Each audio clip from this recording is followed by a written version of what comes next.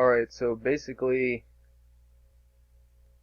this is a video on how I make music on Fruity Loops, or FL Studio.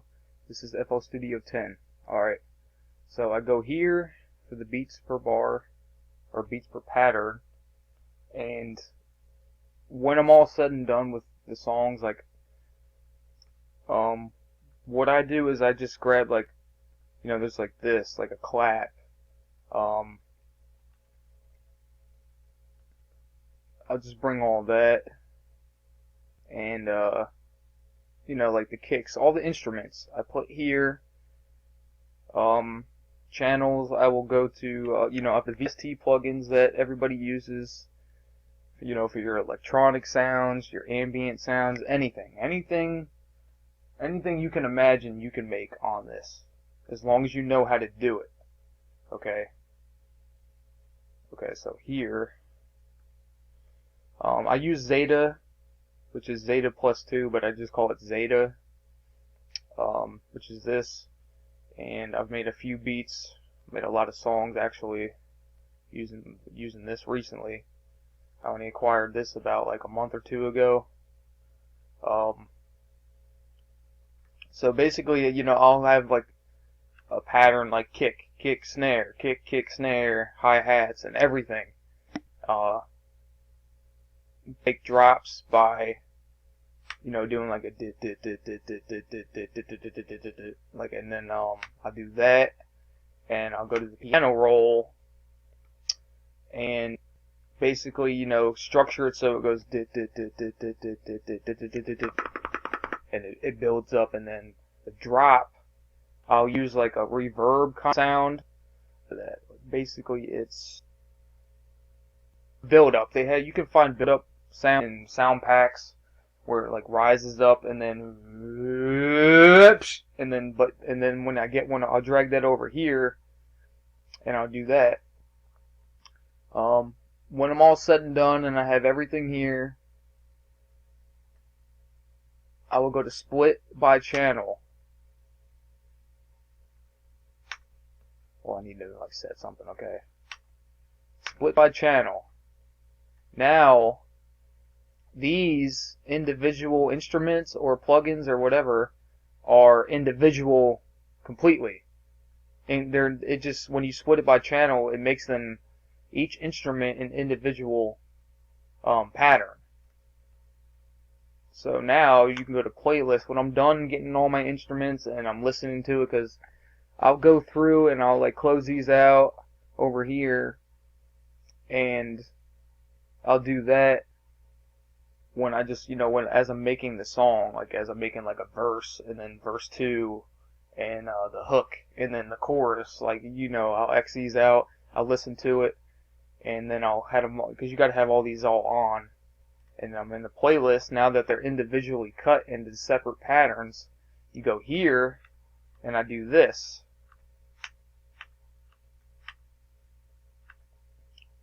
And then I play the whole song all the way through, like how I set it up. So the start of the song, I got all the instruments already there. So that's how that goes. Now, sampling, if you want to sample vocals into a song, what I do is I use Fruity Granulizer. I'll right click and do that. You want to mess with these right here, these 4 knobs. This one right here, basically, as you can see, is stereo separation. I'll bring this down a little bit.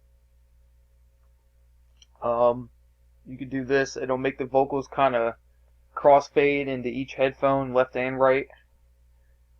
So it's basically panning, but it's a different kind of panning though. It's not like a left and, you put this knob over here, you put it all the way to the left, and now it's panning to the left ear, or speaker, or headphone. Now you put it to the right, it's going to the right. So this panning just crossfades it. So if I put it in the middle, it's basically going to crossfade back and forth. If I put it to the right, it's still going to be on the left, but it's going to crossfade it more to the right. This is the grain attack. Usually I put that all the way up.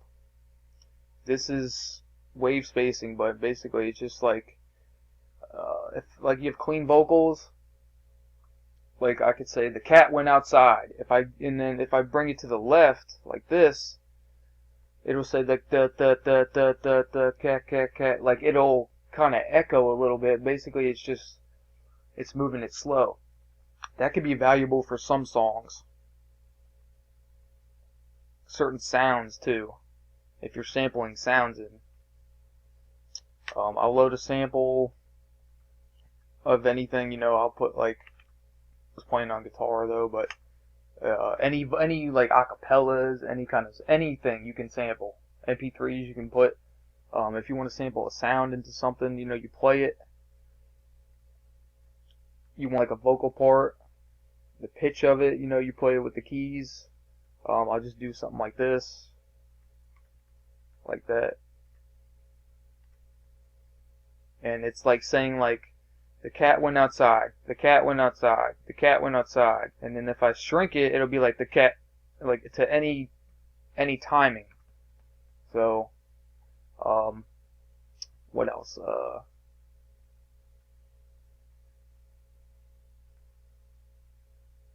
Okay, like a regular gray instrument percussion, this is where you can shrink it to how much you want to be heard from it. Like now I just shrunk it all the way down, so this hi-hat is going to sound like slightly, like a slight hi-hat. It's going to like whisper, because I cut off most of its audio. Now I put it back to normal. Function feed, you do that, and how many echoes, the more feed you put up, the more it's going to echo, depending on how many echoes you got. Time, if you put it to the right, it's going to make it delay like, hello, hello, hello. If you put it to the right. If you put it to the left, it's going to be like, hello, hello, hello, hello. It's going to be quicker. Okay. Now if you do this right here is just the arpeggiator. You put that on like 2. Timing, you just mess with that and make a like this. You can make dubstep with this. So, you can do that.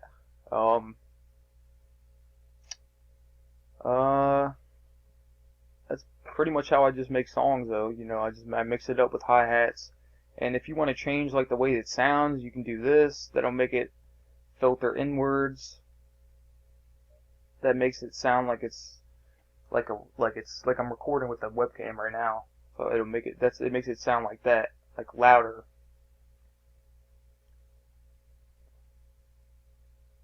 So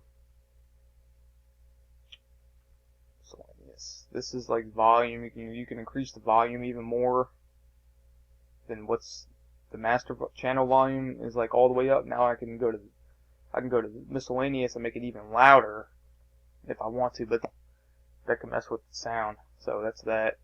I basically just use Zeta a lot. I use Nexus 2, and I also use ZebraLet. And okay, now I will show you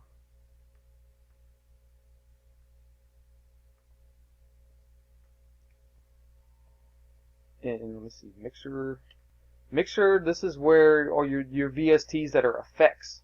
So on this, if you try to load an effect sound, or just basically a VST that just is all about effects and not sounds itself, it won't work on the playlist thing over here. Just the playlist box. Only effects do. These are all effects. So like parametric EQ is like making the song, like in an intro, go sound like it's underwater, and coming out of it once you rise it up like this. But most of the time, this is what I use. I use ambience, and I put this all the way up, and this bottom bar will make it reverb. If I put it all the way to the right, it's going to reverb like you're in a cathedral. If I put it right here, you're still going to be in like a room. So this is basically for reverb. And treble, bass, you mess with all, just mess with this and this. I don't really mess with any of this.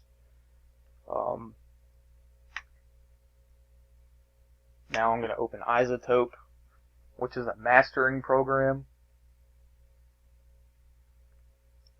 And It has a huge abundance of settings, hip hop, rock, you name it, and like see subtle dynamics. Like there's just different things. So as I'm recording, which I'll show you how I do that. Basically, when I have it in the playlist, when my song is completely orchestrated and I drew it up with all the separated instruments and the song's done, I'll play it, but I'm not going to do that. So when it's ready, I load iZotope